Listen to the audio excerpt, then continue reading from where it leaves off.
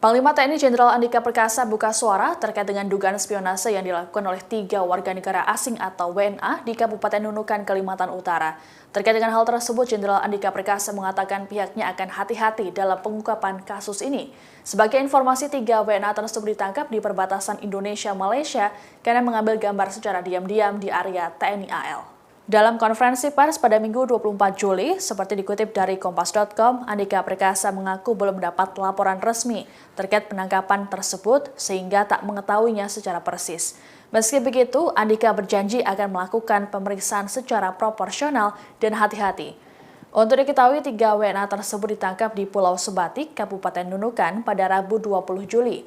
Selain 3 WNA, juga ada 3 WNI yang ditangkap oleh Satgas Marinir Ambalat 28.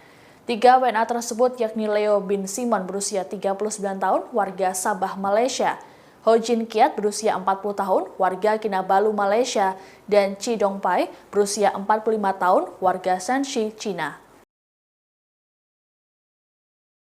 Dukung sikap Australia yang memilih bungkam menyikapi aksi penyadapan intelijen terhadap Indonesia. Amerika dan Australia berkilah langkah penyadapan dilakukan untuk kepentingan kontra terorisme. Dalam pertemuan bilateral antara Australia dan Amerika Serikat, kedua negara menyampaikan pandangan serupa terkait penyadapan intelijen Australia pada sejumlah pejabat negara Indonesia. Menteri Luar Negeri Australia memilih tetap bungkam dan menolak berkomentar atas aksi spionase internasional ini. We do not discuss intelligence matters, certainly not allegations. We do not discuss them publicly and we will not do so. The Prime Minister has made 2 statements to the Parliament now on this issue and I would refer you to those statements. Sementara Amerika Serikat menilai sikap Australia tepat. Masalah penyadapan intelijen dianggap bukan konsumsi publik.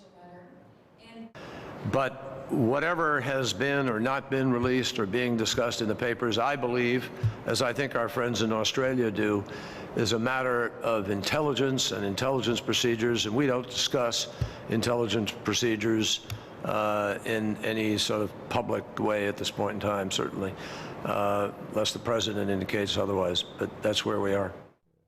Amerika Serikat dan Australia adalah 2 negara pelaku penyadapan internasional. Aksi penyadapan oleh intelijen Amerika bahkan memantik protes sejumlah negara di Eropa dan dunia. Hal yang sama kini dihadapi Australia yang harus menghadapi keberatan Indonesia atas aksi penyadapan intelijen terhadap sejumlah pejabat negara Indonesia pada tahun 2009 silam. Terungkapnya skandal penyadapan oleh Australia membuat Indonesia diingatkan kembali tentang sejumlah kegiatan spionase yang pernah dilakukan negara lain di Nusantara. Salah satu situs berita merdeka.com merangkum sejumlah aksi spionase asing yang pernah menggeparkan Indonesia. Posisi strategis Indonesia dari segi geopolitik membuat semua informasi tentang Indonesia diburu pihak asing.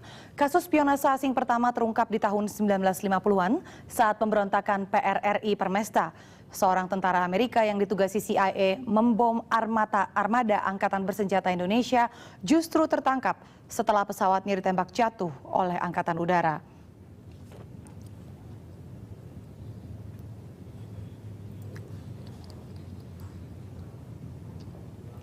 Dari dokumen-dokumen yang disita, Alan Pope terkait dengan operasi CIA menyusup di PRRI Permesta untuk menggulingkan Presiden Soekarno. Amerika kemudian berusaha mati-matian untuk meminta pilotnya dibebaskan. Namun Bung Karno bernegosiasi Amerika terkait syarat-syarat pembebasan Pope. Namun Pope akhirnya dibebaskan. Di era yang berbeda, jaringan intelijen Uni Soviet pernah beraksi di Jakarta pada tahun 1982. Aksi ini melibatkan seorang perwira TNI, Letko Susdaryanto, yang membocorkan data-data kelautan Indonesia kepada Intel Soviet. Agen KGB yang terlibat, Alexander Vinenko, akhirnya dideportasi. Sementara Susdaryanto juga dihukum. Terakhir kembali berkaitan dengan Australia, mantan diplomat negara itu Philip Dorling menyebut Australia sudah lama mengintai Indonesia. Bahkan Kedutaan Besar Australia di Jakarta menurut Dorling adalah lokasi pertama operasi intelijen Australia di luar negeri. Operasi intelijen ini juga dibuat dengan kerjasama intelijen Inggris yakni MI6 dan intelijen Amerika atau CIA.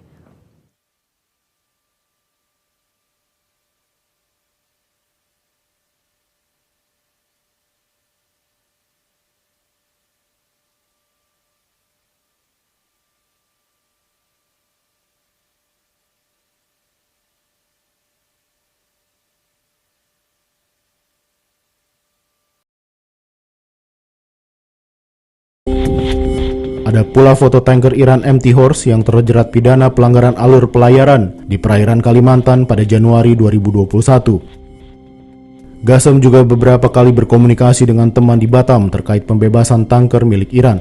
Salah satu percakapan dari temannya ke Gassam tertulis, "Brother, from first, we work underground for you as ship owner, not for embassy. If need paper, we need attorney. No need stamp, just your sign on paper. We do all out for you. I don't know to explain my team. Allah know what you talk and promise as our conversation." Mantan Kepala Badan Intelijen Strategis TNI Laksamana Muda Soleman B. Ponto mengatakan paspor palsu biasa digunakan oleh intelijen saat melakukan operasi. Keberadaan belasan ponsel, foto pejabat, puluhan paspor, dan komunikasi dengan pihak-pihak berkaitan dengan tanker Empty Horse menguatkan dugaan bahwa Gassam sedang melakukan operasi intelijen. Pakar intelijen kepolisian Inspektur Jenderal Ansyad Mbai mengatakan, data pejabat tinggi sebuah negara merupakan informasi yang paling dicari oleh agen rahasia untuk kepentingan operasi intelijen tingkat tinggi. Dengan mengetahui latar belakang dan kecenderungan orang-orang penting, mereka dapat memanfaatkannya untuk memasukkan pengaruh dalam pengambilan keputusan.